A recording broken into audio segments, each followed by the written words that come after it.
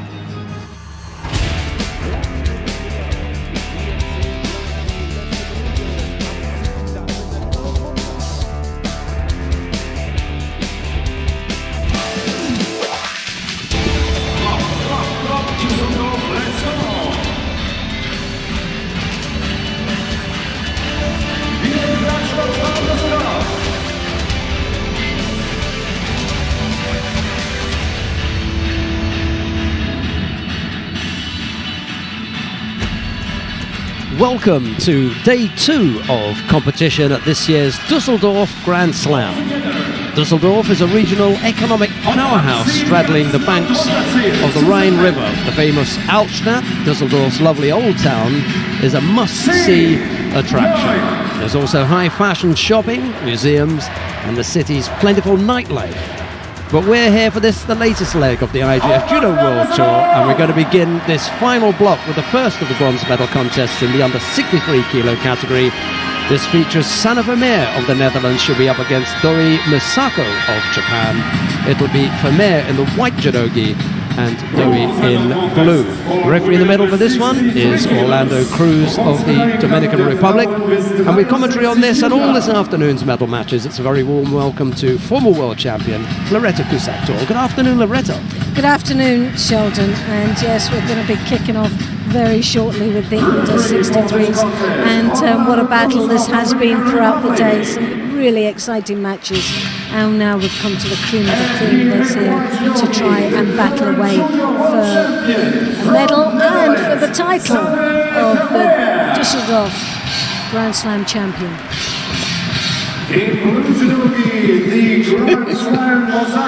One way to make an entrance. And there is the reason for that. Oh, there you see the two ladies coming in now, fighting away for a bronze medal.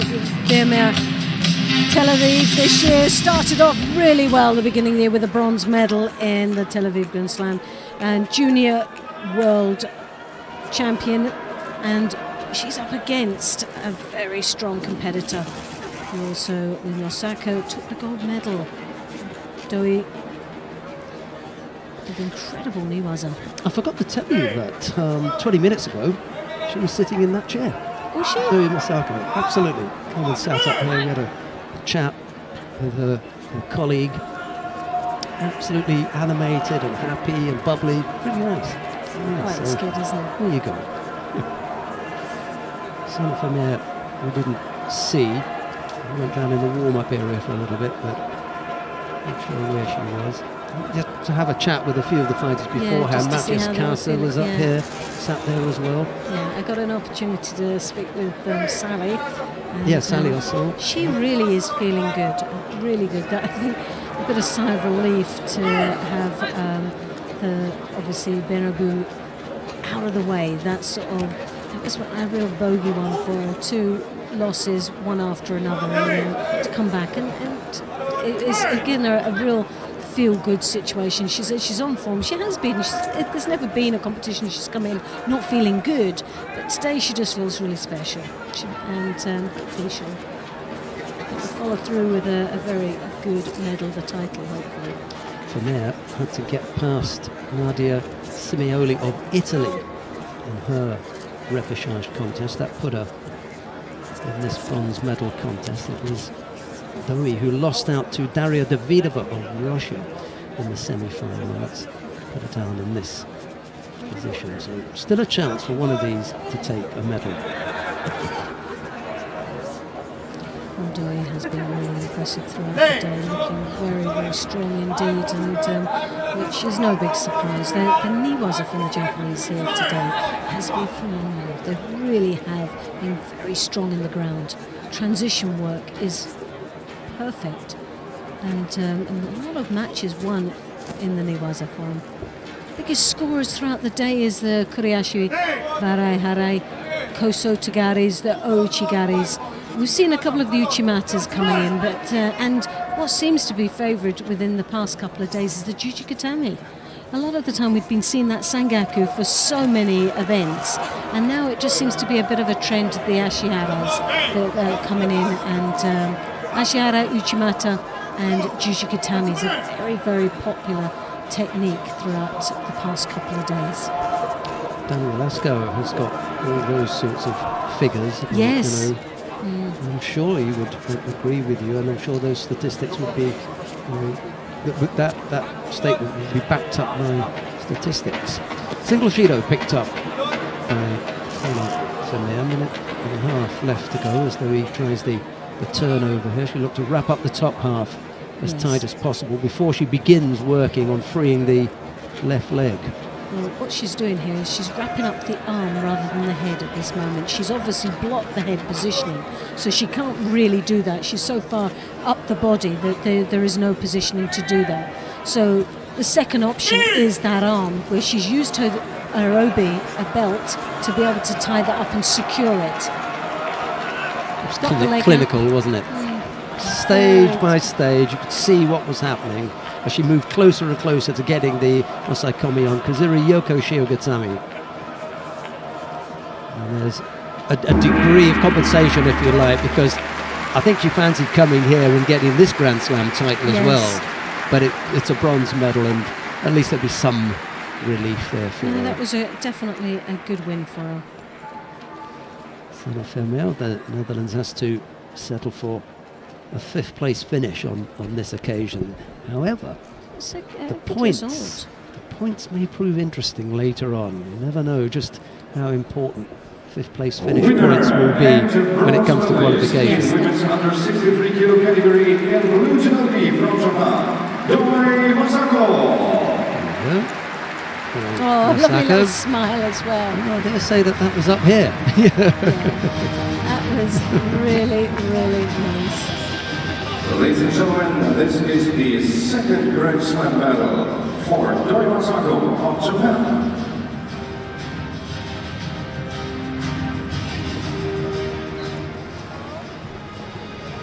See here the highlights of this bronze medal contest on the screen. Nice transition, good turnover there. As you can see, the leg got caught up, but she tied up the arm very nicely. She actually used her body to secure the head movement while taking the leg out, and then from there it was none out.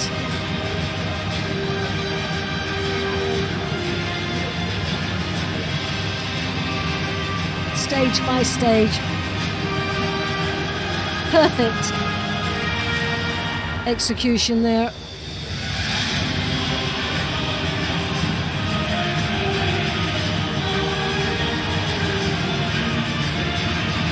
Come now to the second of the bronze medal contest. This features Andrea Leszki of Slovenia. She's up against Ljubljana Piervasana of Great Britain. It's Leszki in the white judogi, Piervasana in blue. And the referee in the middle for this one is Frank of Germany. Well, Piervasana is one of these young athletes from Great Britain that's coming through the world rankings. She's doing extremely well, the under-23 European champion, and has hit already a couple of good results throughout last year, where she took a 5th place in Canada, and Cancun, I should say, and also in the Sofia European Open, was silver medalist just this year. So she's looking very confident out there, but she does know that these two have been up head-to-head, and Piervasana has still got to conquer a win over her opponent, Leszki. Leszki, for me, has just grown in the past 18 months more and more with confidence. She's come out of the shadow of Tina Tersheniak, and she is a contender in her own right here, especially in this competition. Piervasana coming round the back there. Making it very awkward there for Leszki. Second time that Piervasana has had to face a Slovenian today then. Yes, that's right. Well, she defeated the first one. And can she go and get a double act here today?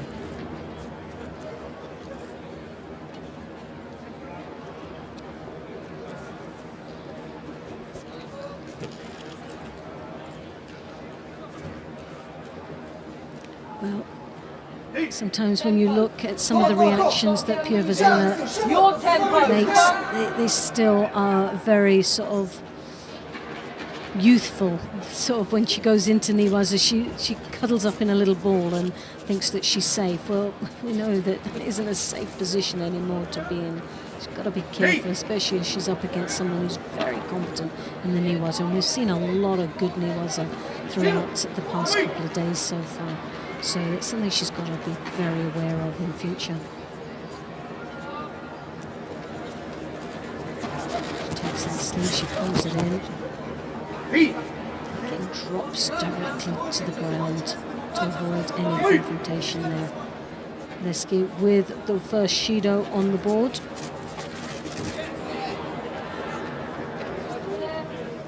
Sana coming round the top of the head. She's got that arm, she's trying to pull that over. Tucks it under the arm there for that Sangaku turnover. Leski obviously avoiding any trouble. Works towards the edge and back up onto her feet. First minute and a half gone. Just that single Shido on the board. No really big attacks as yet. They're kind of just feeling their way into the contest. She there for Leski.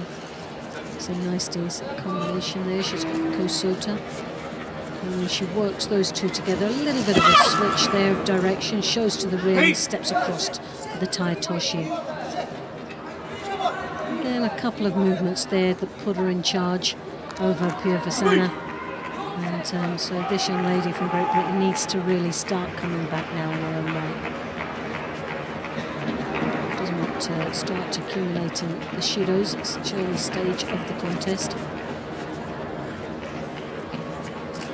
Strong grip there, she's got that lifeline with the lapel. She wraps her body around, but Leski waiting there for it, tries to draw her back for a counter.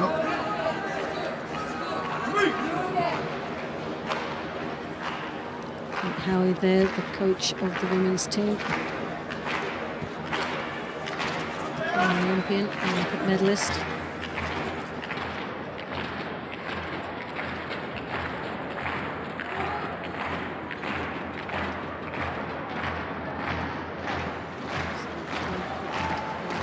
Head-to-head style. Drawing each other, she can see some booking styles trying to work off the belt. Kosota, let's keep driving through.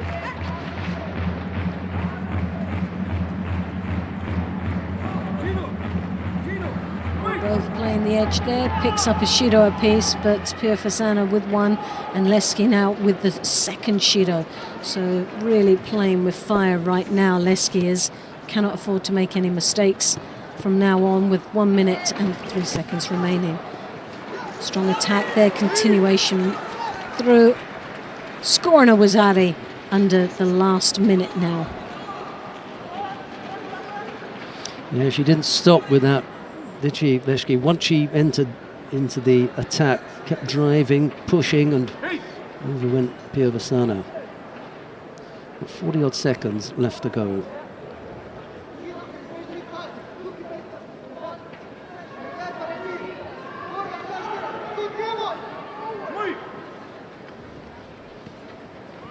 Now Pia Vazana's got all the work to do now.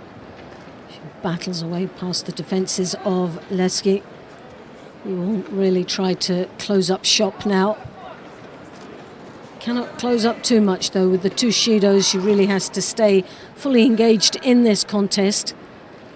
Can't defend, she doesn't want to be picking up the Shido for passivity.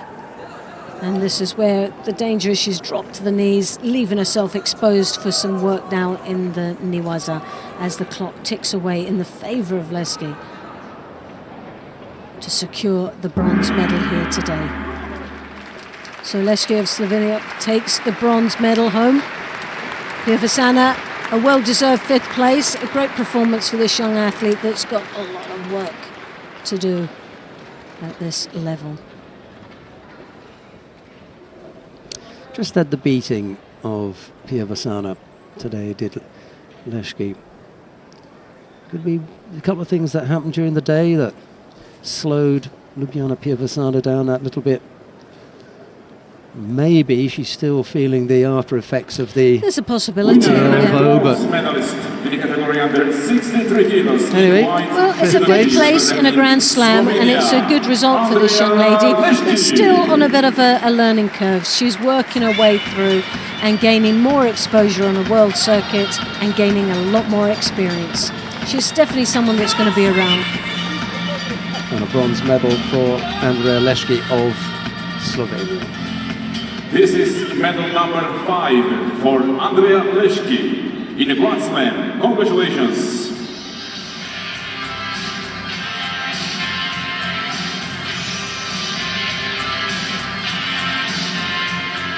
You can see the highlights and the victory of Andrea Leški, Slovenia.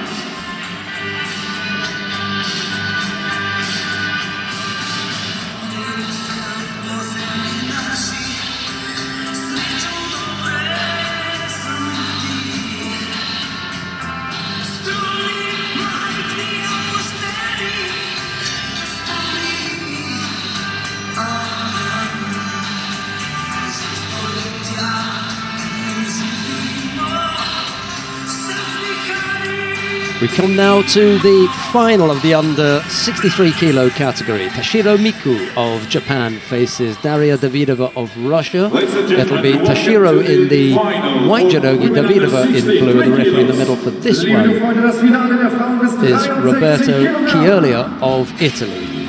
Well, if you're to go on the statistics there, you would say Toshiro is the one to beat. She has the results under her belt, she has the world ranking positioning.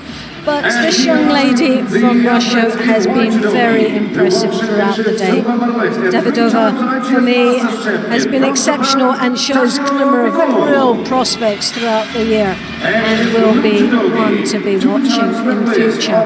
Can she take this medal, this title here today? Well, it's going to be a tall order, but it won't be for the want of trying if it goes by what she's done already today. Toshiro, world silver medalist. In Osaka, a bronze medal, and in the Masters, a bronze medal she picked up. Gonna be hard, but we've just got to wait and see now how it all pans out here in this final. One of the things working in Toshiro's favour is the absence of Clarissa Agbegninu and Tina Tursteniak. Yeah. The field now has opened up. Open, yes, for her definitely to take full up. advantage of. And here's Daria Davidova, a Russian standing in her way. This is slightly out of her usual area of operation, Davidova. Davidova, she's got a situation that it's a win-win. She's going to gain a lot of experience and exposure here in this final. She comes from a country that has got such depth, like Japan, in quality of athletes that they train on a regular basis, and they have a real benchmark of knowing how good they truly are. And they've got a bunch of coaches out there working extremely, and we're seeing that now over and over in the results that they're gaining.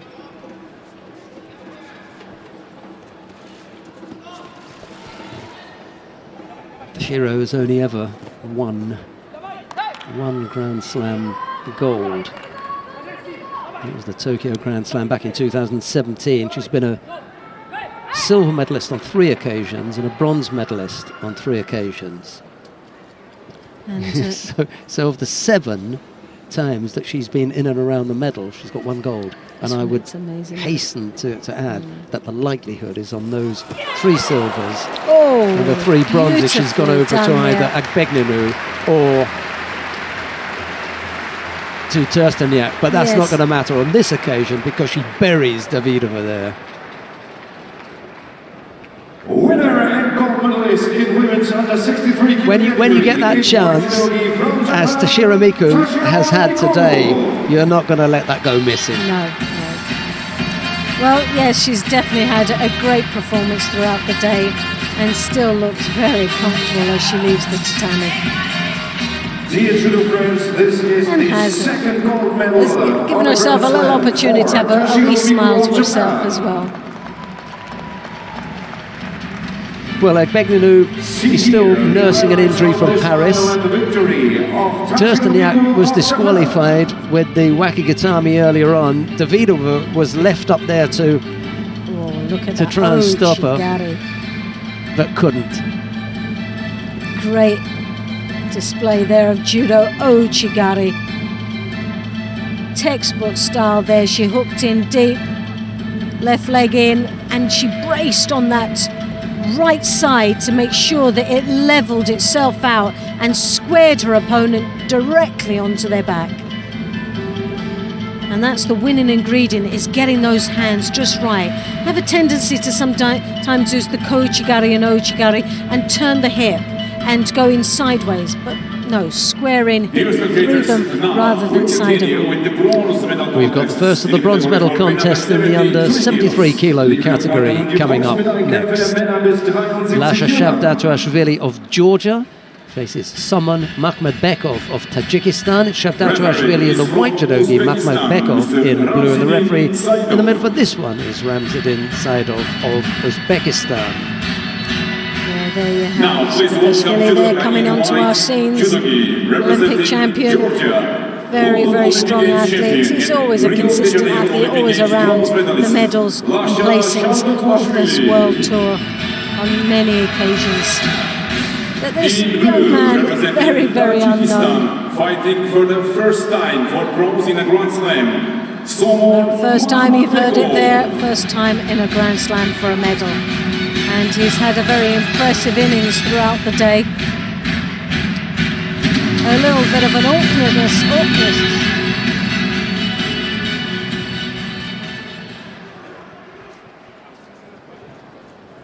Like tall, those long limbs tend to be very effective when he gets the opportunity to engage.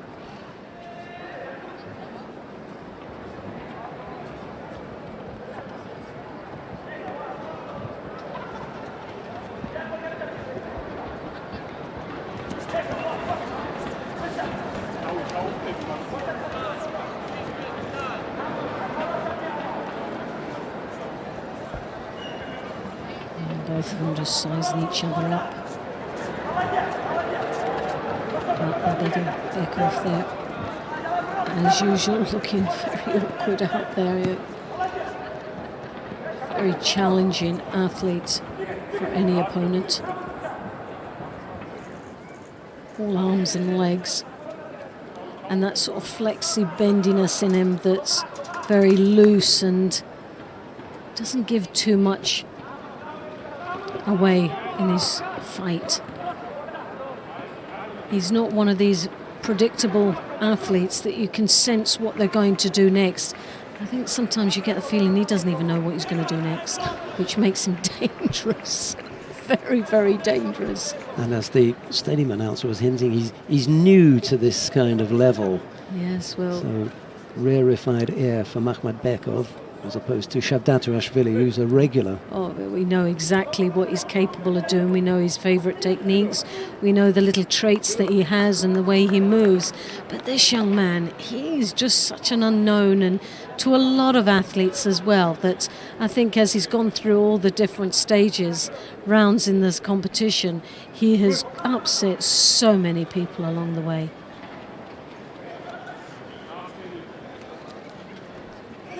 Definitely not an athlete you're going to forget in a hurry. That's no doubt about that.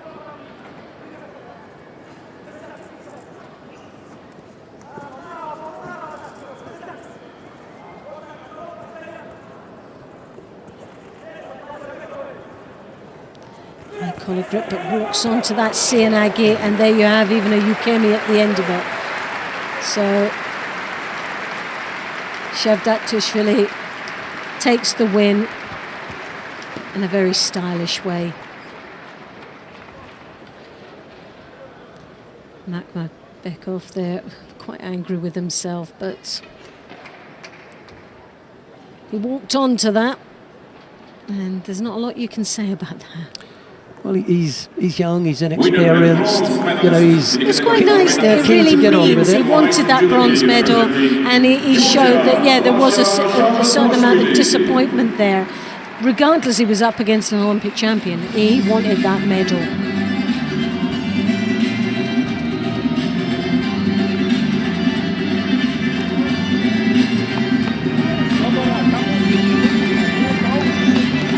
This is 6th medal for London Olympic Games champion Rasha Shavdatulashvili in the Grand Slam. Congratulations.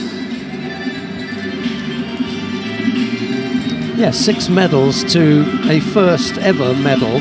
That was the difference between the two, and it kind of showed in the end there, but he didn't embarrass himself at all. No, I don't think so. Not throughout the day. He gave a good performance throughout the day, and a well-deserving position to be in.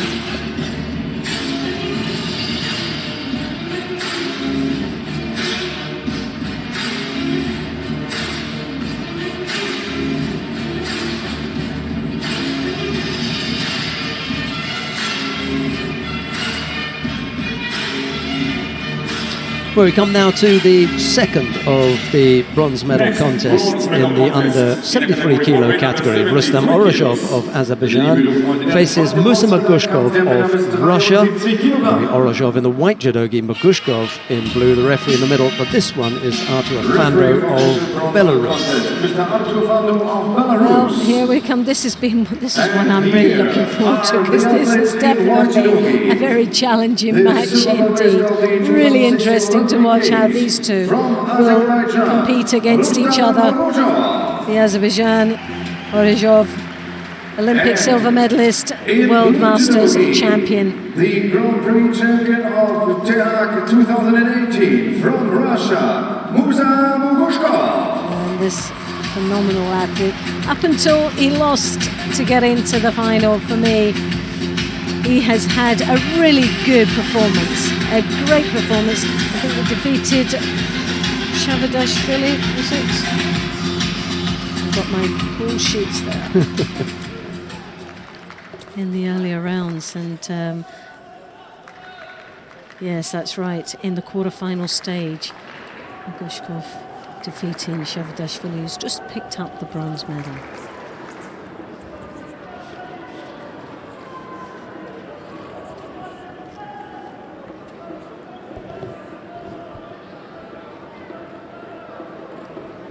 Orozhov always had that habit of tidying up his own gi anyway. You know, you see him tucking his gi in all the time. He loves to look tidy. Yeah. So no need to warn him or to tell him about it. Size, I know they check the gis, but it's really to the mark, isn't it? On the limit, as they call it. Yeah. And that's when he breathes in.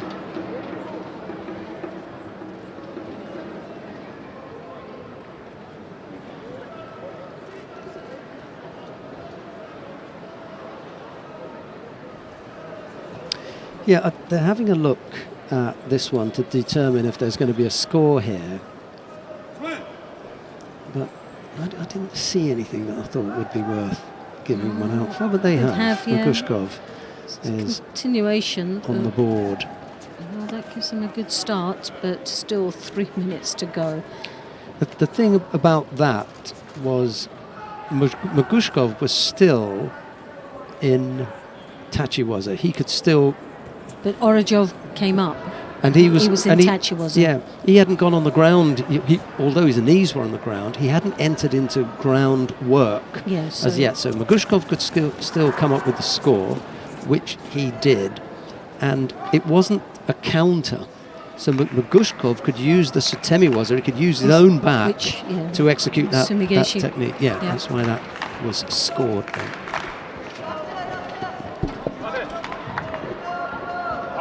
So that's why that one went on the board. Plenty of time left, however. Yeah, 2.5 minutes remaining in this contest. Magushkov takes the lead, though, with the Wazari, which piles a little bit of pressure on Orozhov, who's just got a bit of a knock to the head.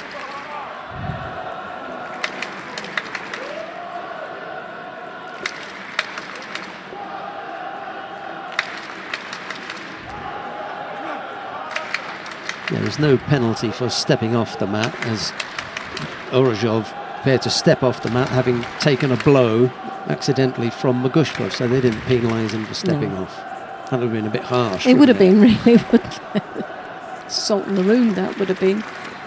Half the contest gone. Magushkov on the board with Zari. He's picked up a single penalty, but it really is Orozhov who's struggling here. Well, Magushkov really is piling on the pressure. And that forearm smash that's getting across the head is really upsetting Orozhov. And he picks up a Judo as well as a thump to the head as well. Surprised with just the height difference, how he's managing to reach and catch him in that position. But Orozhov really needs to calm it down. He needs to keep his thoughts focused and in a very positive way and not lose sight of this contest. Yeah, he's had a couple of run-ins with Magushkov. Oh, what a nice change of direction there. He was in so deep. And that's just unsettled him that little bit. Yes, it has. And To keep focus. he got caught right early in this contest and he hasn't really rescued himself from that as yet. I can't for the life of me understand why he continues to flirt with the edge. Yeah, they're both really on that situation. But Magushkov, I think as well, is leading to the edge just to play safe and looking for that mate situation as well. Because every time there's a mate, there's a couple of seconds that's sort of drawn off the clock, isn't it? And tactically, it's most probably an advantage for Magushkov. But, he's left his arm out. Oh my goodness me. Another good transition that we've seen throughout the day. But that was just like junior-like judo, wasn't it? It was a very junior mistake. For such a mature athlete to go down like that and leave his arm out with a big message saying, "Take me," is unbelievable. It's hard to believe when you look at that situation that Magushkov would have been so naive to think that he could go to ground and leave his arm out there and not come away with it, having it ripped off. Goodness me. It's shocking, really. That is shocking. He's up at Wazari, he does all that work, and all of a sudden he goes down in the ground and gives him a big message saying, "Take me, here it is, you can have it." And Orozhov, well, he's got time to smile and a wink in the eye, and off he goes, and he just thinks, that was a lucky call, that one. Thank you. And it was actually, because Magushkov to that point had the looking score on good. the board. Yeah, he was looking comfortable. He looked like he wasn't going to lose that match. In the Tachi he was all over that. And you can see here the highlights of this bronze medal contest. What was he doing with his arm stuck out there? I think in fairness, if you watch Orozhov, he's got that arm, look. He had it from underneath, but he just came under and over, which trapped above the elbow and just didn't give him much chance to slip the arm out. If he had caught it below the elbow, that wouldn't have been happening. But he actually managed to tuck the arm under there. You see it under, over, above the elbow. It was on there. He just managed to execute it a bit better by twisting forward onto his face. The minute that Magushkov began to go down to ground, you've got to start getting your limbs in. That's it. The And he limbs have didn't. got to tuck in, and he didn't. He left it out. We come now to the final of the under 73 kilo category. Ebinuma Masashi of Japan faces teammate Ono Shoei. It'll be Ebinuma in the white judogi, Ono in blue. The referee in the middle for this one is Nedim Beyat of Turkey. Here's Loretta. Thank you, Sheldon. Well, yeah, this is going to be... Well, this could go two ways. It could be quite a sort of head-to-head, neither athlete wanting to give much away, or they could really open up and really go for it. There's all to gain here. There's a little glimmer of a cheeky smile there on...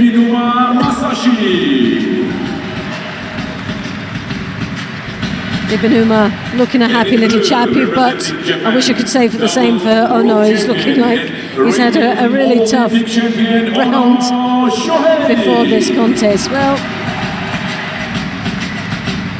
Ono Shoei has lost twice on the tour, twice in his career on the world tour to Japanese fighters. Way back in 2014 to Akimoto Hiroyuki, and just the once. just the once. What happened when we were in Japan at the Grand Slam in Osaka. He defeated Ebinuma. That was in the final. So there's a repeat of the Grand Slam final in Osaka of a couple of months ago when Ono defeated Ebinuma. Just once in his career on the tour as he lost to another Japanese. And that went to time with a Wazari, is that right? Just looking at that result. Yeah.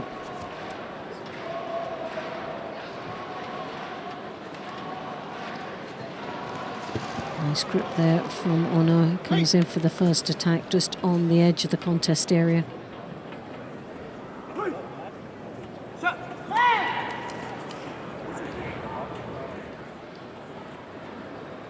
Two very strong athletes. Very similar in structure. Both gripping up. Sleeve lapel, very traditional style of gripping. Both really going for the same type of attacks as well. So Temiwaza end up there with Ono, just after attacking with Uchimata.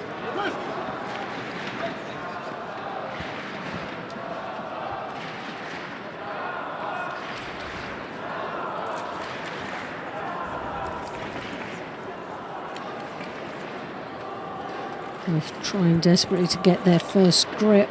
Ebinuma overstretched himself there looking for that koichi.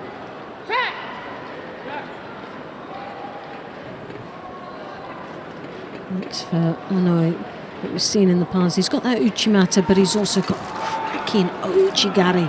That's amazing if he gets an opportunity. He'll have to be a little bit careful with the uchimata on the other side if Ebinuma is trying to execute it, because Ono countered Ebinuma in their match in Osaka in the last minute, so it took a little bit of time for it to get going, but when it did, Ebinuma launched his uchimata, just turned him with the hand, so you might be just aware of that, Ebinuma.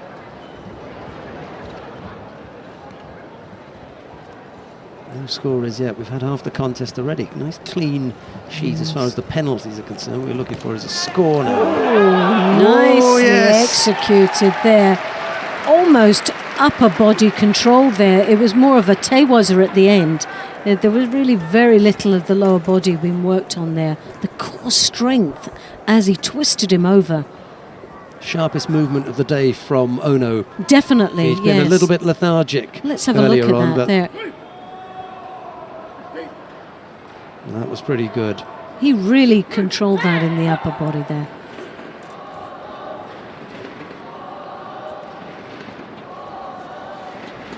Nice Temiwaza scoring a Wazari. And putting Ono in the lead with a minute and a half remaining in this contest. This might create a little bit more excitement here, because Ebinuma has to really open up, and he's got the skills to be able to open up and throw big, but also by opening up could sacrifice himself against a very strong opponent. Ono hasn't changed his movement at all. He's just been pace. You know, so it's difficult to say he's been determined or focused. He just seems... Oh, he was definitely, when he came into the field to play here, his face was like, it was, you could have chiseled it out. It was so stern, and he was in such deep thought. Very, very serious looking man. Where on the other hand, Ebinuma was all smiles and looked in a much happier place.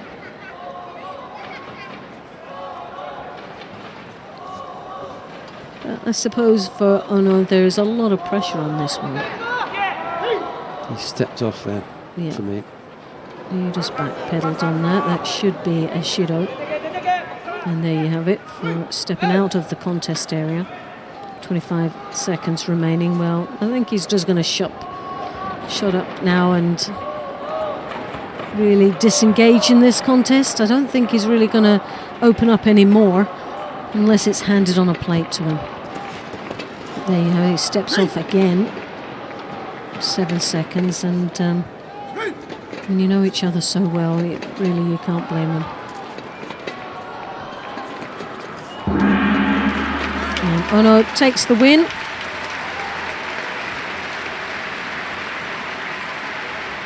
And the gold medal. It'll be interesting to see what Ono has to say about it afterwards, you know, given the tension, the build-up, the whole thing. And then the way he went about his whole day, you know, he never looked as though he was that perturbed by anybody or that bothered. And yet there was this big task, you know, hanging there at the end, which was to take this gold medal here. We just went about it, you know, fairly straightforward. One nice move in there, persona looks a very, very serious man, doesn't he? He really is very sort of motionless. Really doesn't show whether there's fear or whether there's... that is so deep, isn't it? Where he comes in bouncing away and at the end up giving a little smile. Here you have beautiful Satemi Waza. All in the ingredients was that right hand round the back, controlled the whole movements of the technique and the core strength to be able to twist and turn to get the Wazari. He feels something, and that triggers that launch into the Satemi Waza. What it is he felt, you know, we're never going to know unless we get down there and ask him, but when he does, over goes everyone. Women under 63 kilos. Right, we've got the awarding ceremony for the women in the under 63 kilo The category. medals will be presented by the State Secretary for Sports and Non-Profit Organizations. Die Medaillen werden überreicht von der Staatssekretärin für Sport und Ehrenamt, Frau Andrea Mills. Bronze medalists are representing Slovenia, Andrea Leški. The first of the bronze medals is presented to Andrea Leški of Slovenia. There's a bronze medal too for Doi Masako of Japan. Silver medalist representing Russia, Daria Davidova. Silver medal goes to Daria Davidova of Russia. But the gold medal goes to Tashiro Miku of Japan. Will be presented by former national coach of the German Judo Federation. Das Preisgeld und die Maskottchen werden überreicht vom Ehrenbundestrainer des Deutschen Judo-Bundes, Herrn Hanhauser.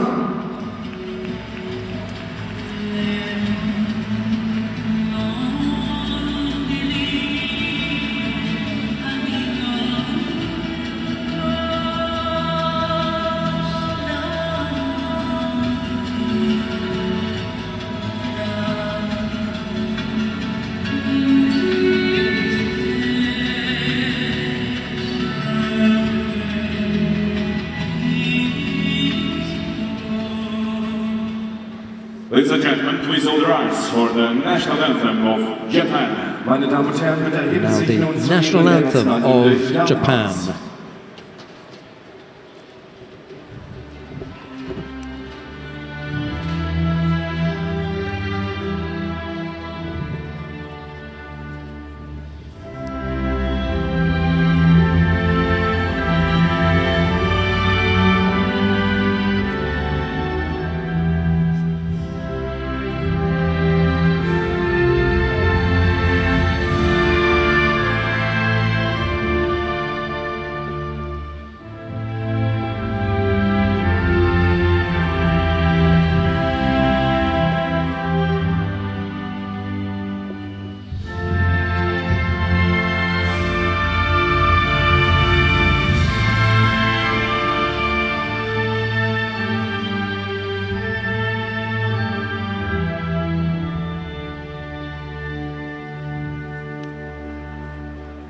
Thank you very much. Now, family picture with VIPs and judoka.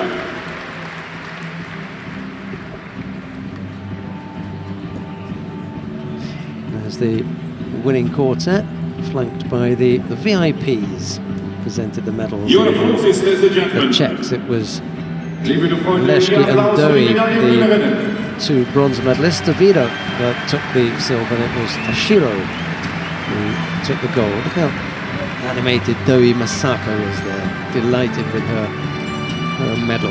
Why not?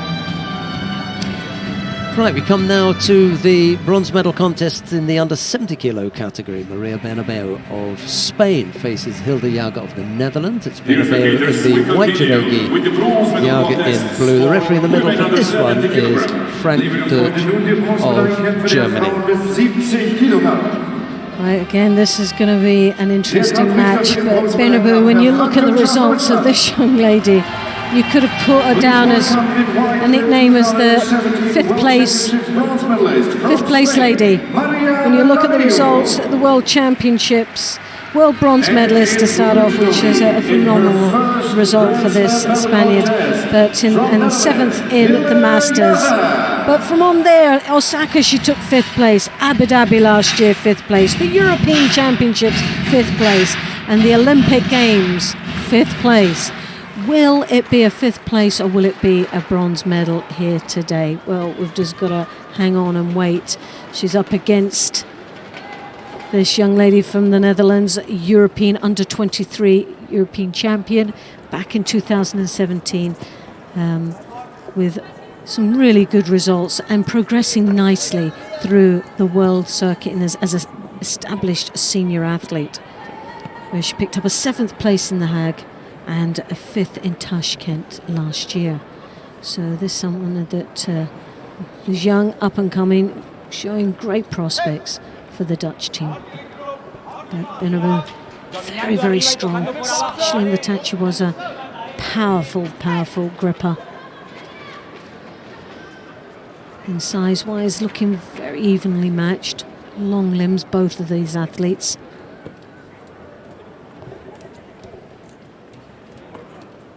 It really is about who can get the first grip and the first attack. Well, there was a nice move there from Bernabeu. Osotogari follows it through now into the Niwaza.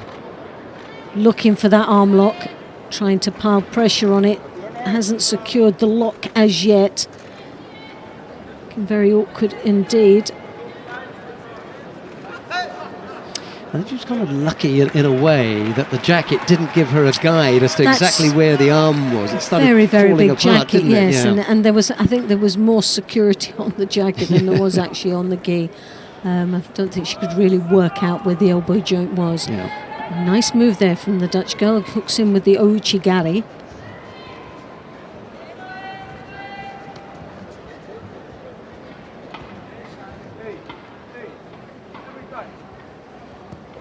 Osotogari once more.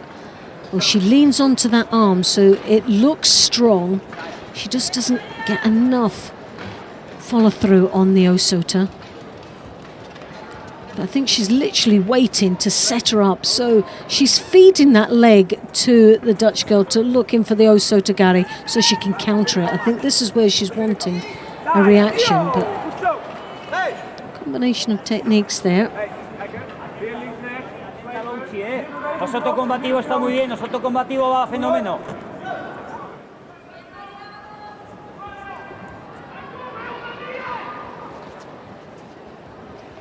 Yeah, she's found it difficult to get a grip that she can really work from, as Hilde Jager. Bernabeu has had the better of the gripping exchanges up to this point. Well, she's very extreme. She's turning that shoulder into Bernabeu. Jager is there. You can see she's got the sleeve. She's got, well, two sleeve grips there, and the hip she's showing. And it's like she's leading. Both of them are trying to lead each other onto the Osotogari and tempt them. It's a little bit of a teasing going on here at the moment. And both thinking that their upper body is secured and locked in, and it's powerful enough to get the countering attack from the Osotogari.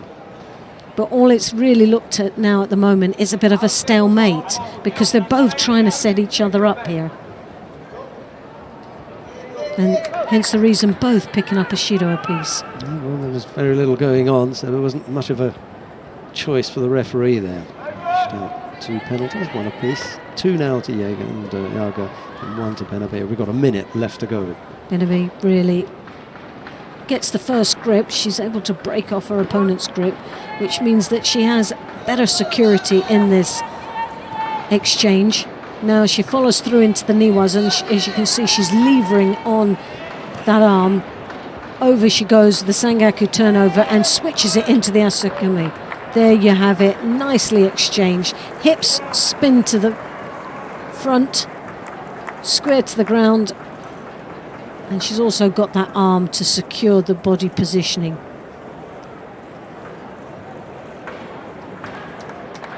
So a nice little smile there from Bernabeu that takes the bronze medal back to Spain, and no longer the 5th place. It's a 3rd place and a bronze medal, so well done for her. Hasn't been the best day for Hilde Jager on the ground in particular. She lost in the semi-final to Miriam Boutkareit, who squeezed on a Kezugatami, and now she's had the Sangaku Gatami squeezed on as well. So 2 back-to-back losses, both in Niwaza. That's going to, eat away at you. It's going to make you. If you're going to get thrown twice with Sumigaishi or something, back to back, you begin to think, maybe I've got a weakness there. Certainly feel like that if you've been done twice on the ground. Maria Bernabeu of Spain. I think she's as happy as you indicated that she would be with finally being back on the podium. She's got a medal, she's saying, that's it. Due to the French, this is the 2nd Grand Slam medal for Maria Bernabeu of Spain. And here, the highlights of this bronze medal contest.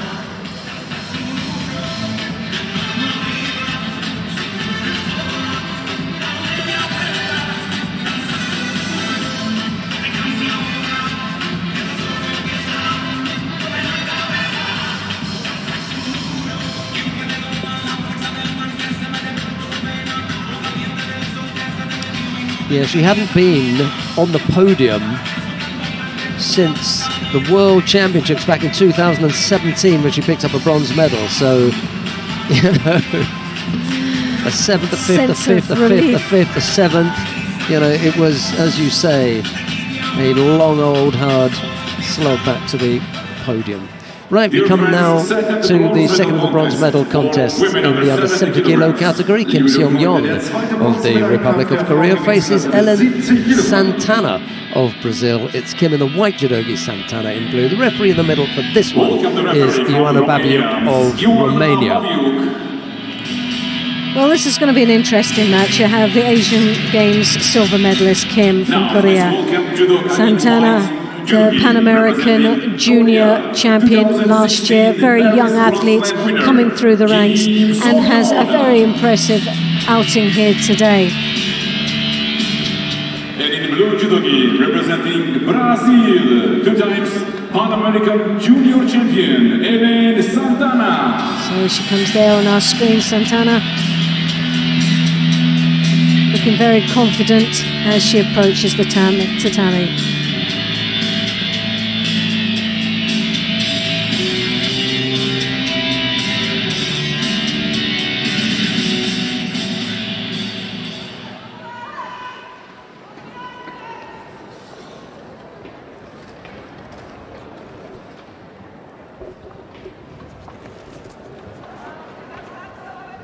Well, Santana was only defeated by Conway in the semi-final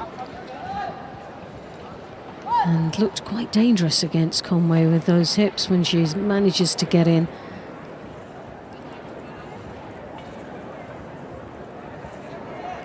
Kim lost out in her quarter-final to Miriam Boutkareit of Germany. That put her in a repechage contest, and she defeated one of the German fighters, Giovanna Scocci-Mario, put her in this bronze medal contest. Scocci-Mario, I was quite impressed with her performance today. It was really... A couple of good wins. I think the Germans have actually excelled themselves throughout the day. There have been some great performances in general from all the German athletes.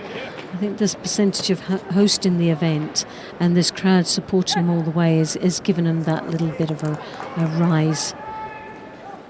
Has been a good crowd, actually, when you look about. Like the French as well, they're very supportive and very knowledgeable, aren't they, judokas?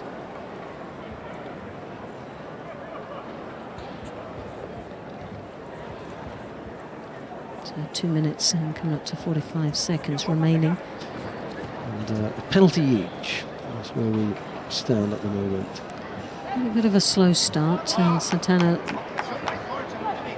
looked to, well, she was thinking about the Nimaza, but opted out. Trying desperately to get, seeking that lapel grip. Uses her feet quite nicely, and as she uses the feet, she comes in with the hips as well. So that combination can be quite deadly, really. She gets that moving. She is one of these athletes that does like to move, uses her feet to create the spacing. But Kim, as you can see, is bearing down the weight on her feet so that, to avoid that movement. Not happy to be quite static. And second penalty picked up by Santana. Sorry. And it's paid off for Kim being static. It's not allowed Santana to manoeuvre as well and to have that freedom on the tatami that she was hoping for.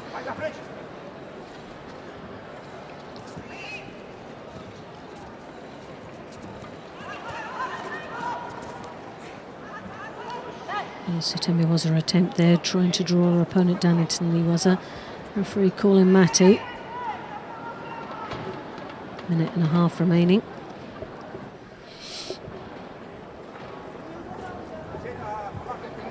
Can't remember what the error was that Santana committed, but just a simple slip, and then things began to unravel with her. If Kim is clever here, and I know the South Korea is particularly good at stepping up the attacks and being, fairly tactical, Santana may just end this on a third Judo, unfortunately. I think so here as well. I think she started off tactically. She's going to finish off tactically. What she is doing is she's starting to change slightly. There's a little bit more movement in her feet, but she closed up shop. She kept Santana very static. And for Santana, as you could see, when she fought in the semi-final against Conway, what made her very dangerous was that she was really open and light on her feet, and there was a couple of scary moments for Conway that she was up on her toes, and Kim's watched that. She's observed throughout the day and knows that that is the danger. If she gets a free hand here, Santana, that movement makes her extremely dangerous, especially when she gets those hips in. She's not even had the opportunity of coming round the back with the arm. The sleeves have kept in front and the feet have been kept very still. Well, it could have backfired for the South Korean here, because it's two Shidos now, it's two Shidos. She picked up another penalty because she was just hiding the gi from her opponent, and instead of both players picking up penalties, what you had was Santana trying to reach the gi, Kim continually hiding it and just hoping that they would both get penalties for passivity. But what happened was that Kim got the penalty for avoiding to take a grip. Yeah. And Santana's got a really good grip here, but she needs to move. I'm not sure whether she's capable, but we're into golden score. But for me, Santana's now trying, she's edging in front slightly. Now, we've seen this a couple of times, haven't we, throughout the day, where it's got to golden score, and one has been very dominant throughout up to golden score, and then they've allowed it, they've either burnt themselves out or allowed it to slip away by picking up the second Shido, which at the latter end of this contest, that's exactly what Kim has done. And now what we see is that there's an element of hope now for Santana. She knows that it's a 50-50 and she's capable of moving a little bit more and trying, experimenting. She's the one that's a little bit more gutsy out there. And here you have Sakomi. it. It's Sakomi with the Sangaku Gatami. Top strapped up nicely. Loretta around the waist as well. Oh, yes. Not going from there. Yes, not going. As you can see, she's pinned the legs. That left hand holding on very tightly onto the bottom of the jacket, keeping it down. Well, what a turnaround. And we've seen that so many times today. So predictable now, isn't it? I think the important thing for those fighters who've managed what Santana has is they hung in there. she was Just just digging in. Going. Kept her composure for someone that's such a young athlete that's coming through. This is a great exposure, and she's done it with such maturity as well, which is nice. Winner and bronze Didn't panic. medalist. No, she didn't panic. panic. Women under 17 2 Shidos down, didn't panic.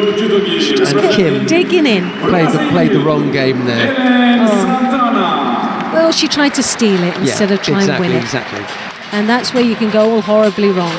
Stick to your game plan, just keep working away, just doing enough. And she was when the accumulation of the Shidos began. But then she tried to steal it at the end, getting that third and final for a disqualification. Didn't work, it backfired. Well, that was a great win. And also first medal in IGF World Judo Tour for her.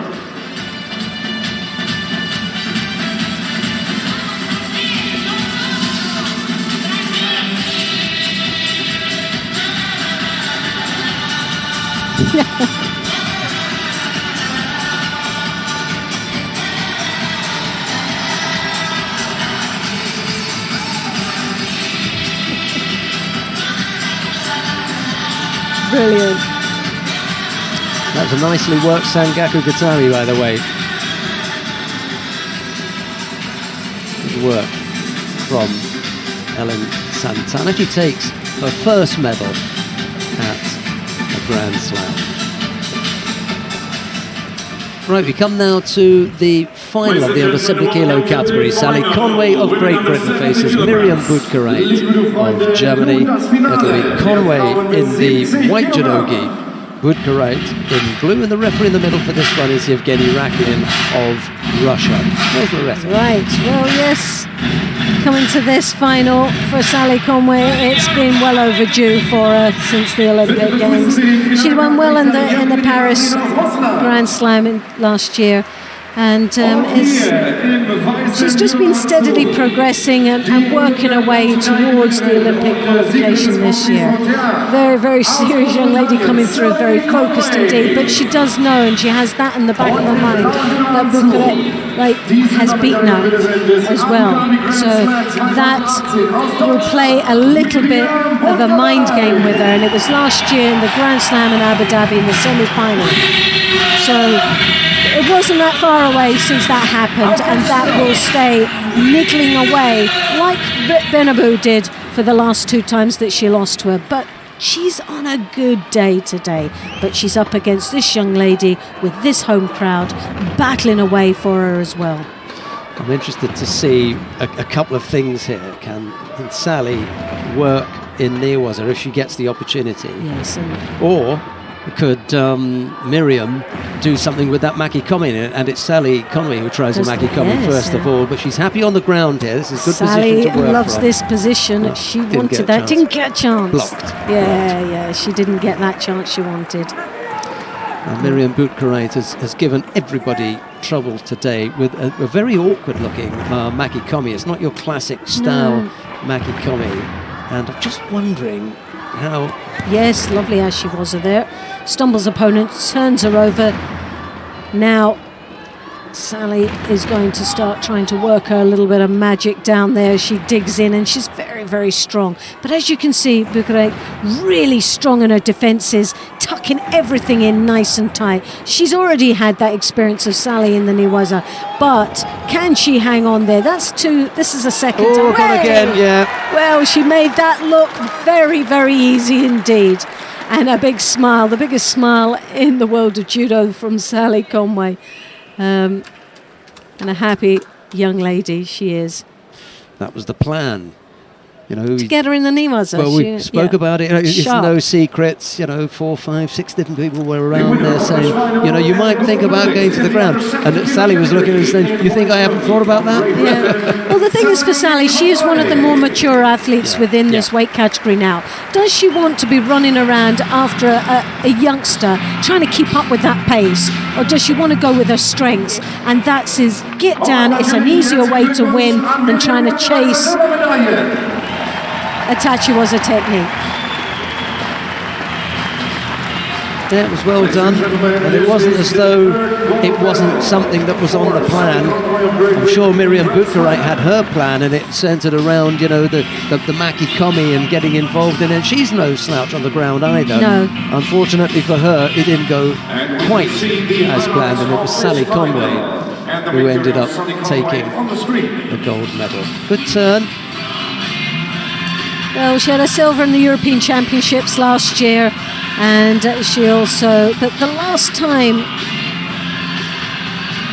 since the Olympic Games, just looking in 7th places. Hold on, just trying to get her results up now. See, Miriam Bukarite has to defend two things here. She has to defend the possible turnover into the Osai Komi, and that's why she's got the leg trap, but she's also got to be careful that she doesn't give up the arm. Unfortunately for her, Sally's so strong, she's so good at executing that Jujigutami that she was able to execute it despite the fact that the legs weren't actually in the right place. Well, for Sally, that's her 4th Grand Slam gold medal. She's got a silver and 2 bronzes to add to the collection. An amazing achievement, along with a European silver medal and Olympic bronze, and definitely got plenty to smile about today. We come now to the awarding ceremony for the men in the under 73 kilo category. First of the bronze medals goes to Rustam Orozhov of Azerbaijan. And representing Georgia, there's a bronze medal too for Lasha Shavdaturashvili of Georgia. Silver medal goes to Ebinuma Masashi of Japan.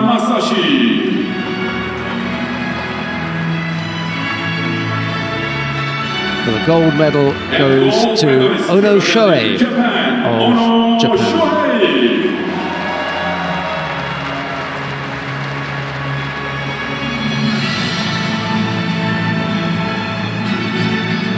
Prize money and the mascots will be presented. You see he's had a bit of a rough day, bruising around the eye. We won't mention the ears. Don't mention the ears. Quite a bit of bruising there.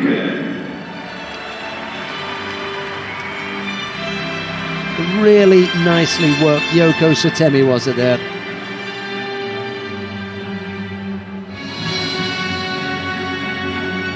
Gets that right leg outside.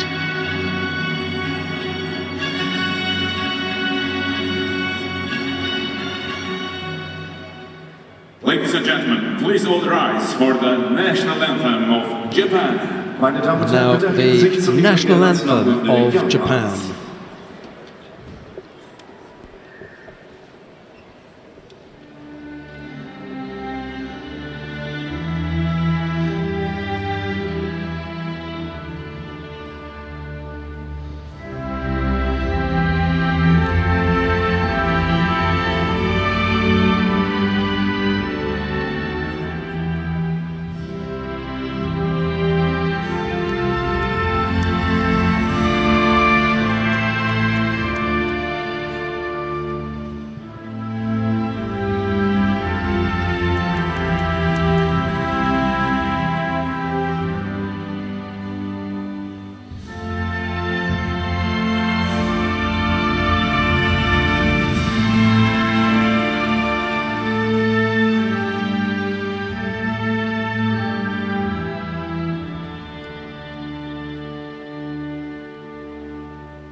Thank you very much. Now, family picture with VIPs and judoka. Right, there is the winning quartet, our VIPs, including the Olympic champion from 1984, Frank Nigger. Yes, a sore point for Neil Adams. Well, we won't mention it then, shall we, Loretta? Orozhov and Shavdaturashvili were the bronze medalists. Ebinuma took the silver, and it was Ono to take the gold. Right.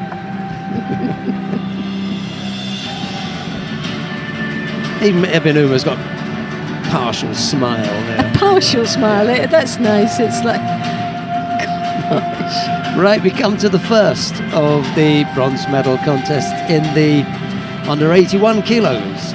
Henry Egotidze of Portugal faces Matthias Kasse of Belgium. It's Egotidze in the white judogi, Kasse in blue.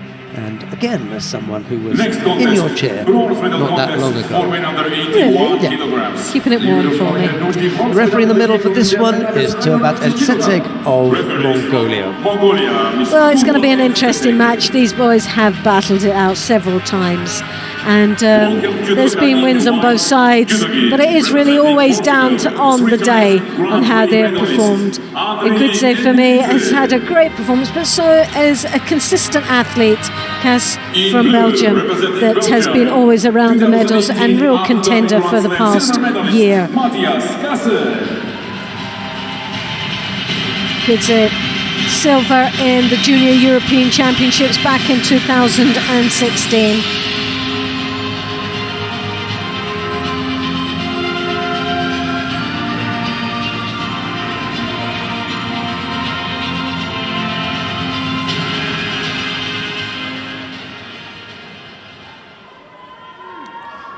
But Kasse, junior world champion, a real strong contender for this bronze medal.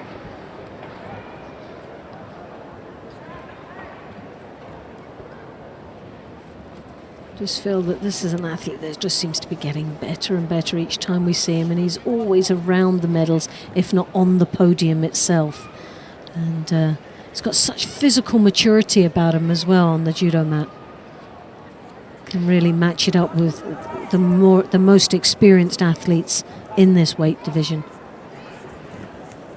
Well, he's here fighting it out for a bronze medal, although at one point it looked as though in the semi-final against Aslan Lapinigov of Russia, it looked as though he would make it through to the final. So just narrowly missed out there, did Matthias Kasse. Still a chance to pick something up if he can take it from Egotidze. Egotidze, for his part, lost out in the quarter-final.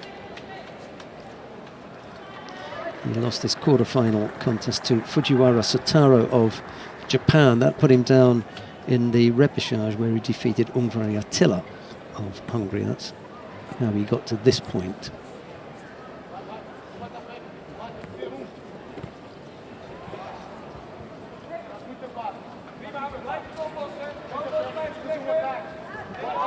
Well, 2.5 minutes remaining in this contest. As expected, both knowing each other so well, it's becoming a very closed shop. Neither one of them really wanting to open up at this particular moment. I think when we get into possibly the last minute and a half, we might see a little bit more openness. Neither one of them really would like to go into golden score. A very physical journey all the way to this bronze medal contest.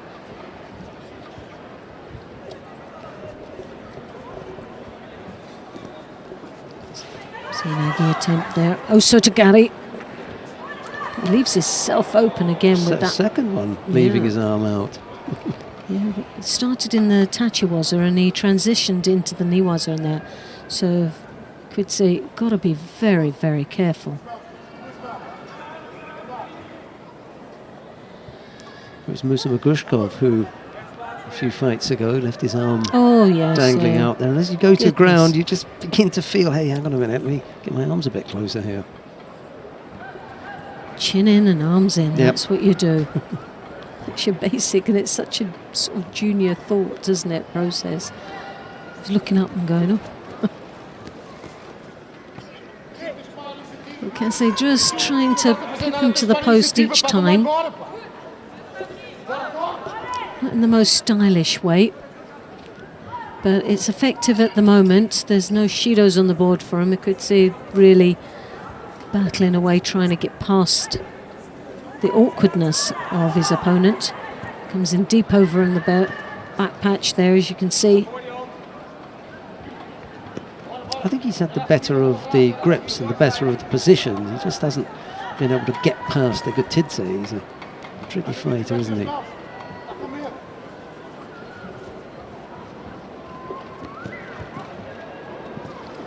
Egotidze coming over, trying to go for that Tayatoshi.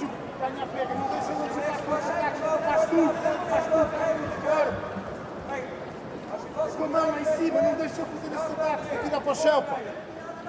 Bora lá. 40 odd seconds left to go. A real tension in this arena as these two battle away. You sort of get that sense of feeling that something is going to happen and there will be a score in here. Sianagi in there. Oh, that was one of the closest so far. Got him very, very deep, but didn't really manage to get that finishing touch on the Sianagi. He's worked hard for this. A slight advantage as we go towards the end of the contest as Matthias Kassa, both hands over on that side for a long time. That's, yeah. Oh, hey, did he put himself in the Sukomi there? Oh, he sat there for ages and Kassa didn't even see it there. He was in the position and didn't secure it. Now, how bizarre was that? But Egotidze did all of that himself. Definitely. And the reason that he put himself in there was he had both hands on one side and he knew, I have to attack now, I have to attack. Yeah. So he slipped into the attack, slipped onto his back. Kassa couldn't finish him off in the Niwaza. That was surprising how Kassa really didn't react quick enough. And his Niwaza in generally is very, very it's sharp. And he's quite strong in the ground. So a lost opportunity there for this young man. To go right-sided then, then came back out with a little bit of Ashley was at the end. Pendulum nice, movement, isn't it? Yeah. Switch in both directions. Portuguese coach just asked there by the referee to tone it down a little bit. There's a chance for the Makikomi over on the right side, but he's gone that little bit too far over, and Kassa now has a chance to work on the ground. He's a little bit of a look. Chance for the turnover. Missed it. It looks like he's crossed a rib there. A little bit uncomfortable. Now, in a second time. Yeah, he's been. You're off. Yeah. You're off. Get out of here. There's no good remonstrating with the referee. Once they've decided you're going, just get up and go, because they don't take that one back. So the Portuguese coach is off to the stands where he can watch, but he can't coach. So he's gone. Oh, the rib has gone, Loretta. You're right. Yeah. No, he's he's bounced a rib there, and it's one of the most painful things that can happen to you. But if that happens, there's no stopping. You can't do anything. I'm beginning to think that Matthias Kassa is a bit of a hard man, because quite a few opponents have come up against him and gone tumbling over and haven't gotten back up. This one happens to be Henry Egotidze, a Portuguese fighter. Let's hope that there's nothing too serious with the rib. If he has to retire, then he has to retire. But the last one was Said Molahi, who also had damaged the tendons in his foot. But Egotidze is continuing. Well, Egotidze, we saw it in the last... you see, no, that's it. He's done his rib. I don't think, looking at the rib, it didn't look like it is broken. It doesn't come out, but there is a crossover there.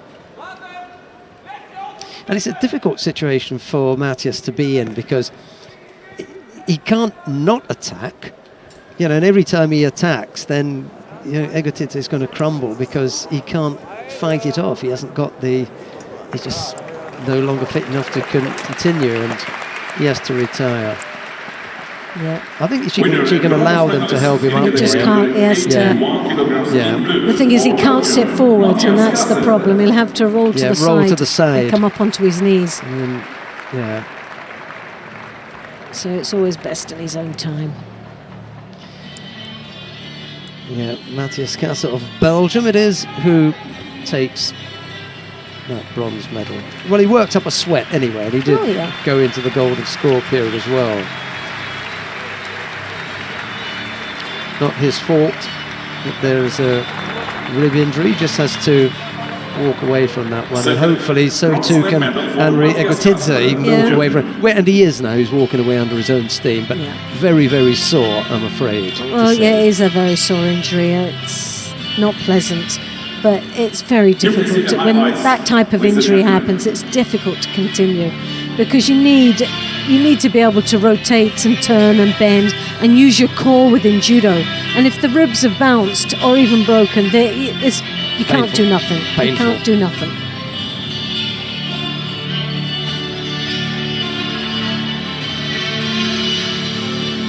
There were a couple of times during the contest when you could see that he was sore, and he continued, but really it was just too much at the end. Pity, really. It is a shame. Let's just hope he recovers quickly. Yeah, absolutely. We come to the second of the bronze medal contests now. Ladies and gentlemen, bronze medal Nyamsuren contest Dagvasuren for of men under Mongolia 81 faces kilograms. Dominic Wrestle of Germany. It will be Nyamsuren in the white judogi wrestle in blue, the referee in the middle. For this one is Mathieu Bataille of France. Well, Wrestle will be wanted to keep this one in Germany, here in Düsseldorf.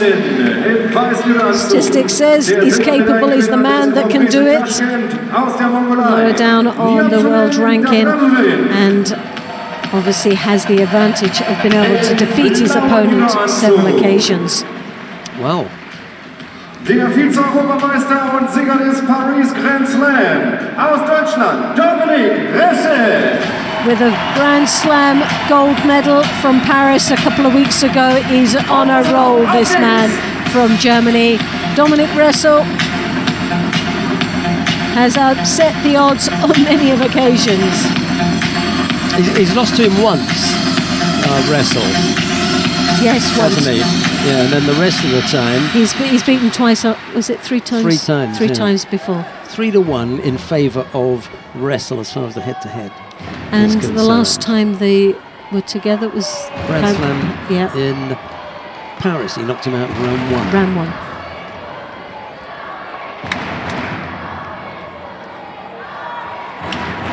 Now you can hear this crowd there behind him all the way. It's a sort of an eerie sort of feeling within this dome. So showing the Ouchigari. He shows with the head going forward and switches to the rear.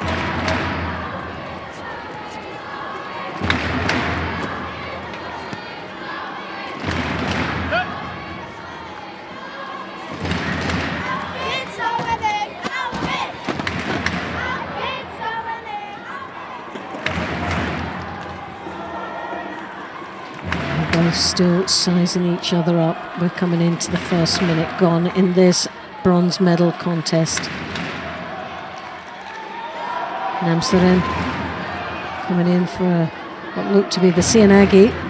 Drop to the ground and there defends. Wrestle obviously feels there's very little on offer in that Niwaza exchange.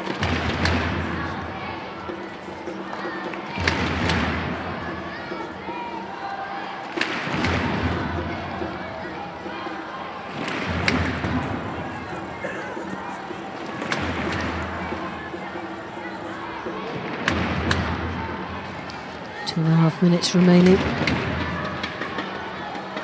Real battle of the Kumikata at this particular moment. Nyamsuren getting his head pulled down there as Wrestle comes in for a Makakomi movement. Nyamsuren coming in for the Niwaza, trying to catch the lapel to get the rotation.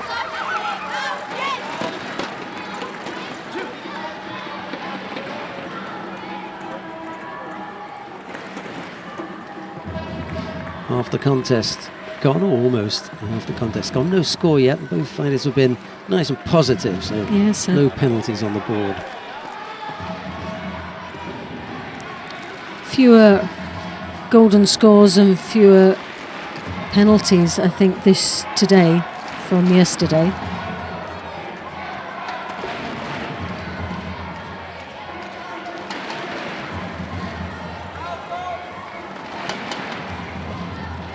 Wrestle drawing his opponent onto him, gets that little skipping action as he goes for the Kouchigari and then the Koshiguruma. I really like Wrestle's footwork to set things up. He works very well, doesn't he, on that? Because you have to treat that seriously, you know, you have to defend that. And the thing is, it's so low as well. You would feel that he runs out of space. There's very little to manoeuvre with, but He manages to do it so well. Minute 20 odd left to go. Nicely balanced between Niamsuren and Ressel.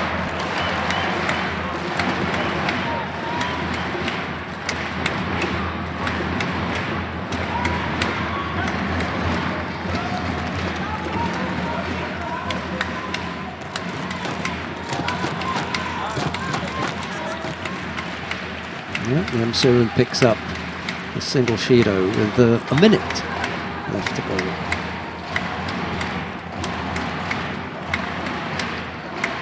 Niamsuren taking the lapel. Decides to break off. Now he doesn't even have a grip at the moment, which is a very dangerous, but he's looking for that Koshiguruma. And Ressel dismisses it very, very quickly, doesn't he? And then Niamsuren had to bail. He didn't want to get involved in that after he just missing. thought, oh no. Well, the crowd tried to raise the spirits of this young man from Germany.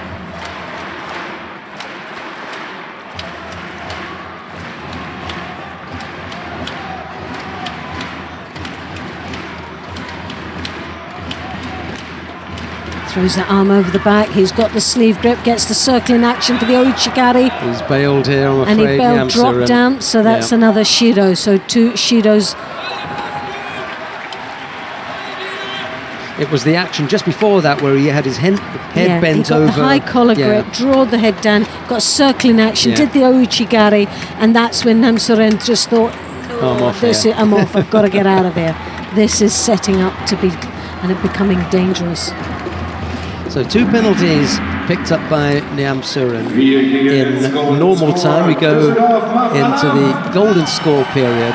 Now, the first one to score will win, or should Niamsuren pick up a third penalty, he'll be given hand sokamake in the disqualified. So he needs to get going. Statistically, we've come to this situation where one athlete has done all the work and in the driving seat, and then it just seems to nosedive going into golden score, and you've got Niamsuren with the high grip right deep on the back, gets those hips in, and has Ressel up on his toes just at that exchange.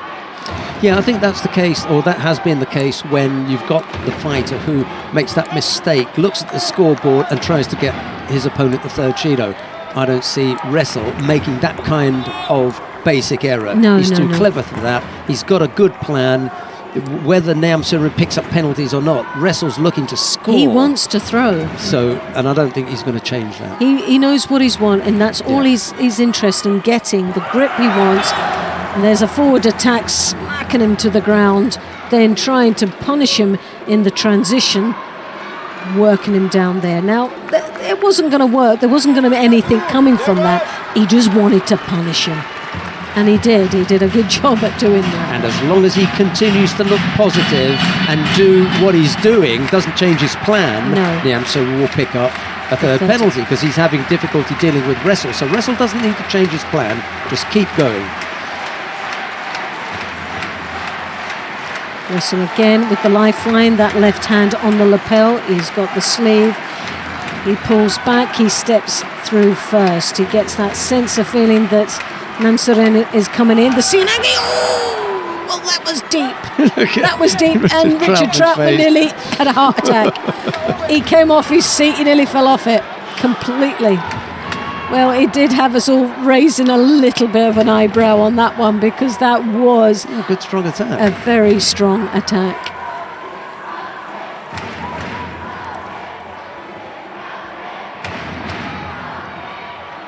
Got the crowd behind him as Ressel. Good tactics to this point. Yeah, Niamsuren getting that sleeve grip. He's got the lapel this time. But that lifeline, that left hand on the lapel, on the right lapel, is what really gets Ressel set up. Oh yes, it's taking it back. And that's it. Bronze medal for Ressel.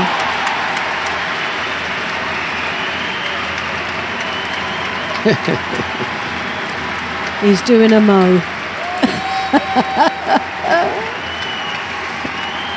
It'll be interesting to know what that that means, that sort of action that he's just taken there. We can ask.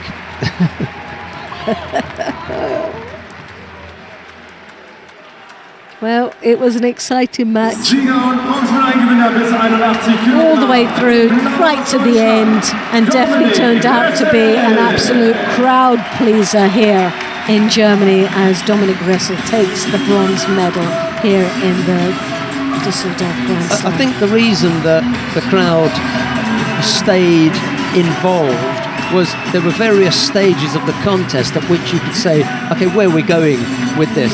And at each of those stages, Ressel was just nudging ahead. He had the slight advantage when Niam Surin picked up the first penalty. The advantage grew when he picked up the second penalty, and they then went into golden score. And you just had the feeling it's a matter of time. As long as he keeps, looking positive, he'll do that. Niam Surin had to go. He had to do something. Oh, definitely. Yeah. Really, very little option. Just badly placed for that Marotis Seanagi. But Ressel was not in the target area any longer by the time he turned in. He'd left it. He'd gone so far out. He'd gone round, he'd spun round the back of him. And yet it was too late for Niam Surin to stop his effort. He was going to put everything into this, and Ressel was able to take him just down. Powered him over. Right place at the right time. Yeah, so 2 medals for Germany then. Right, we come now to the final of the under 81 kilo category for men. Fujiwara Sotaro of Japan faces Aslan Lapinigov of Russia. It's Fujiwara in the white judogi, Lapinigov in blue. I think the referee in the middle for this one is Roland Poiger of Austria. Well, last match of the day, will it be an exciting one? Well, they've all been really exciting, haven't they? There's been some highs and lows within this day, some real sort of surprise athletes going out. We're here for the last 2, and for me, 2018 Fujiwara. World Championships silver medalist and winner of Paris Grand Slam last year, Fujiwara Sotaro. Well, Fujiwara, silver in the World Championships, gold medalist in the Paris Grand Slam. A real contender here for the gold medal. Lapinigov, strong opponent.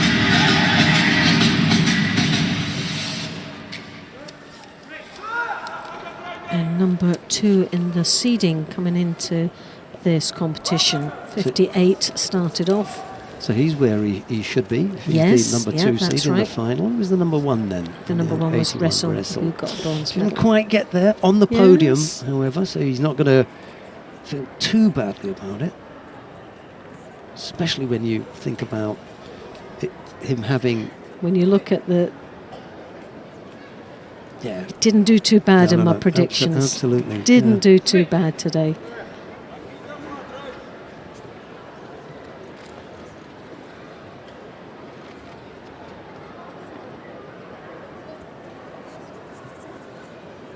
It's gone a little bit too far over. Fujiwara. Lapinigov with that hand, and Fujiwara's head was in the way. He couldn't settle. He didn't want to just rip it off. Well, Fujiwara is really good in the Niwaza, and I don't think Lapinigov really wants to mess around down there with him.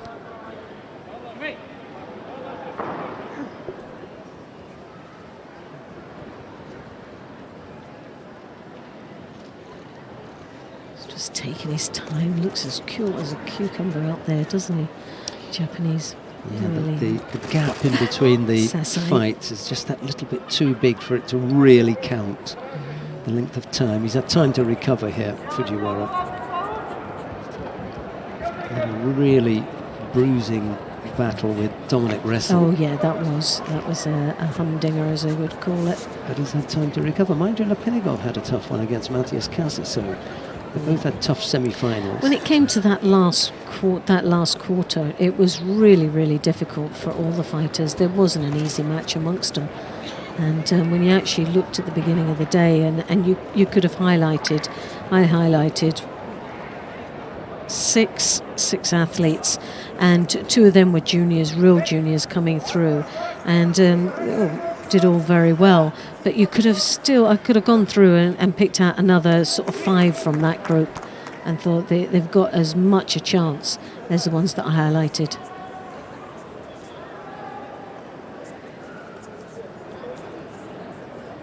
You just love the unknown. It becomes boring when it's so predictable, but knowing that there's an element of excitement, that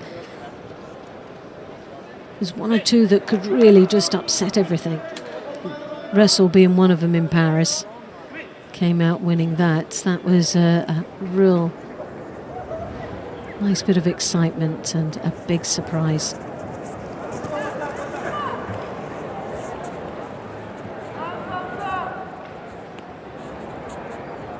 Pinagov there, you can see with the sleeve grip that's frustrating the life out of Fujiwara. Not liking that at all. 2 Shidos apiece, 1 minute and 18 seconds remaining. So really something exciting's got to start happening now. These guys have really got to take it now to up the gears, move and start creating something. They're very predictable in their movements and exchanging of gripping, and that's all it seems to be at this moment. It's a pity, really, because this is the weight category at which the Russians have got the greatest amount of depth, and where they've got the current Olympic champion as well. This is not him, but he comes from that stable, and I would have hoped that Pinagov would have been able to find a way past Fujiwara, or the Japanese would have come up with some kind of class action to make this final a little bit more tense, a little bit more exciting than it's turned out to be. 2 penalties apiece, not what we were looking for. Pinagov now with a chance to work on the ground, but Fujiwara's good in the Niwaza, so I don't know if I was the Russian, would I dabble down there? I don't think I would. Standing up now. So 14 seconds remaining before we go into golden score. Very, very close match between both these 2 Shidos apiece. Either one of them could throw this match away by a silly error.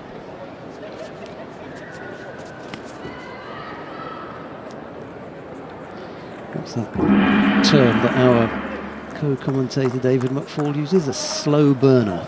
This is definitely a slow burner. One of them earlier on failed to ignite, but let's hope that this one ends with a bit of a spark, yeah? I actually quite like that.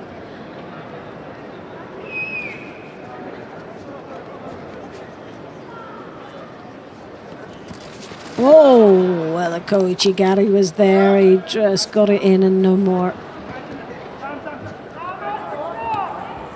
Well, there's an injection of life now come from Fujiwara. Don't know where that's come from, but up until now I thought he'd fallen asleep. But come golden score, the big GS has set this man alight. 2 really good attacks there. A little change of pace. Think they're going to allow him, I don't know. He's going to pick up a third penalty. A bit disappointed it's gone like that, because I think Fujiwara was just starting to change tactics slightly. I think we could have got a score in there. Well, I think you can hear from the crowd that they would have liked to have seen one more cycle, if you like. However, if you go by the rules, Lapinigov was the less active of the 2, and that warranted giving a third Shido. It wasn't that it was the first or the second, it was the third. Yes. There's not a lot that Lapinigov can do to argue against that.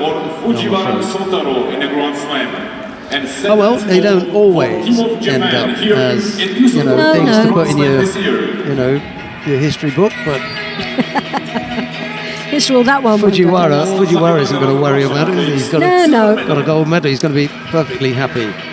When you reflect back and you look down on the results, all you'll see is a gold medal in the Düsseldorf Grand Slam, and that's all that matters, and those very important Olympic qualification points. We kindly ask you, please stay with us till the end of the awarding ceremonies. Thank you very much for your cooperation. Well, we've got 2 awarding ceremonies to bring you and a highlights packet. So if you want to stay with us for that, we'll be happy for your company. We're going to start with the awarding ceremony for the women in the under 70 kilo category. Here they come. Ladies and gentlemen, medal awarding We get to hear the British national anthem. How exciting. The medals are being presented by the president of the International Judo Federation, Mr. Marius Wiese. The first of the bronze medals goes to Ellen Santana of Brazil. And representing Spain, Maria Bernabeu. There's a bronze medal too for Mario Bernabeu of Spain.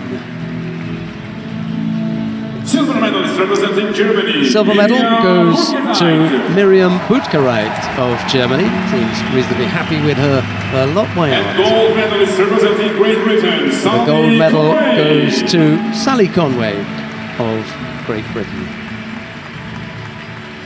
Prize money and the mascots will be presented by 1987 world champion. Das Preisgeld und die Maskottchen werden überreicht von der Weltmeisterin von 1987, Alexandra Schreiber.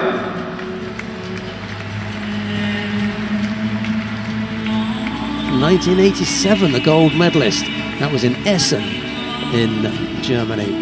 Alexandra Schreiber is presenting the prizes. One of my first ever World Championships as a spectator. I went to watch those here in Germany, just down the road in Essen. Ladies and gentlemen, please all rise for the national anthem of Great Britain. Meine Damen und Herren, bitte erheben Sie sich And now zu the Ehren der national anthem Großbritanniens. of Great Britain.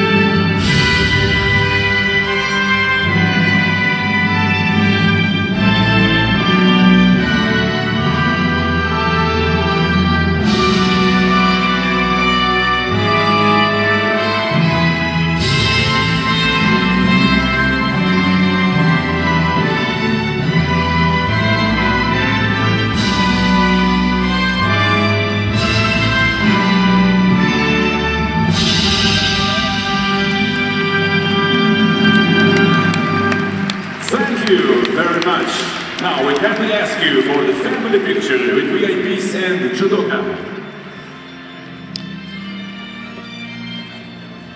Santana and Bernabeu were the bronze medalists.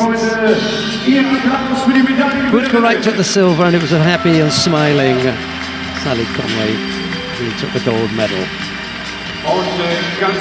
We're going to have a highlights package for you now, and then when we come back, we'll have the awarding ceremony for the men in the under 81 kilo category. That'll be in a couple of minutes.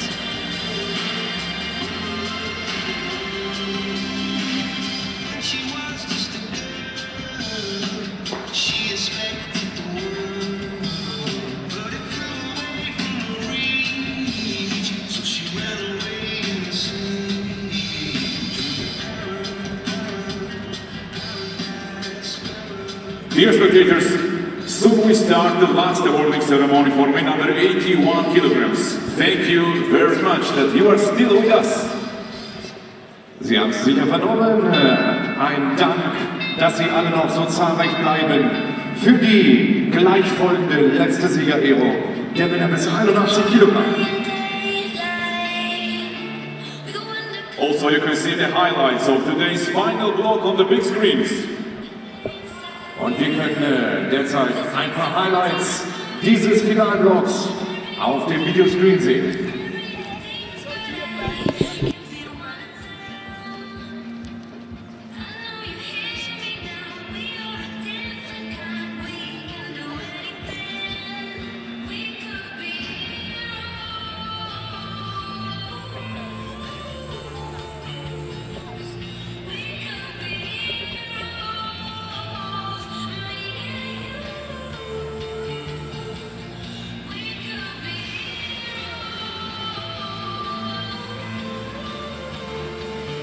Liebe Freunde, hier schon einmal der Hinweis für den morgigen letzten Wettkampftag. Dann starten wir die Vorrunde bereits um 8:30 Uhr.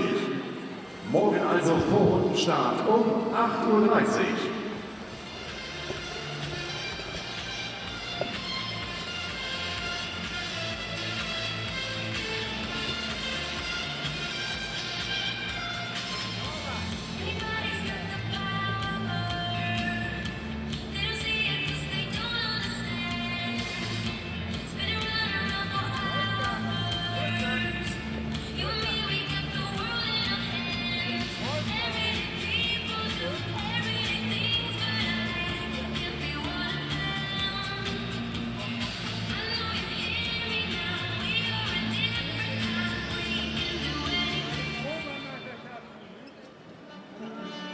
Ladies and gentlemen, the last medal awarding ceremony for men under 81 kilograms. We come now to the awarding ceremony for the men in the under 81 kilo category. General Manager of Sports Division of Hakuhodo DY Media Partners, Mr. Kenichiro Yakomiso. Bronze medalist on, representing Germany, Dominic Ressel. First of the bronze medals goes to Dominic Ressel of Germany. And representing Belgium, Matthias Kasser. There's a bronze medal too for Matthias Kasser of Belgium. A nice round of applause there from Dominic Ressel. We've had a few tussles as well. Silver medal goes to Aslan Lapinigov of Russia. And gold medalist representing Japan, Fujiwara. The gold medal goes to Fujiwara Sotaro of Japan. Prize money and the mascots will be presented by Marketing Director of the European Judo Union and President of the German Judo Federation. Das Preisgeld und das Maskottchen wird überreicht vom Marketingdirektor der Europäischen Judo Union und Präsidenten des Deutschen Judo-Bundes, Herrn Peter Frese.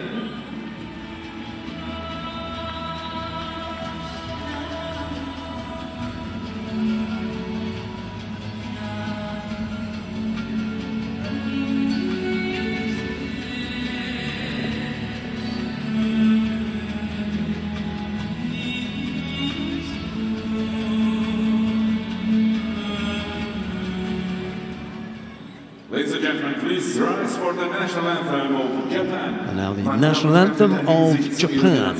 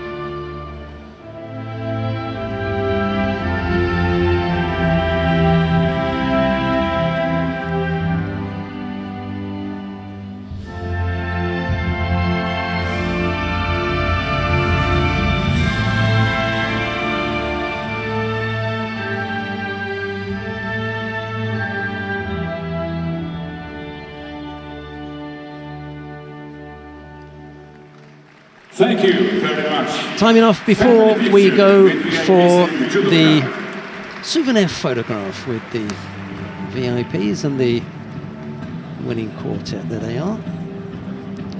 Ressel and Kasser were the bronze medalists. Lapinigov took the silver. It was Fujiwara to take the gold medal. Japan at the end of day 2 on top with 7 gold medals. Great Britain got in there with 1, and there was a gold medal for Kosovo yesterday.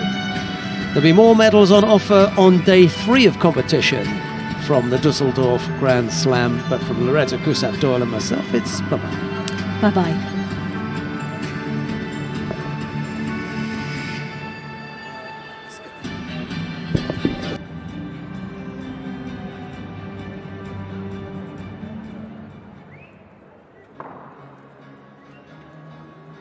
Dear friends, this is the end of the second day of Düsseldorf Grand Slam 2019.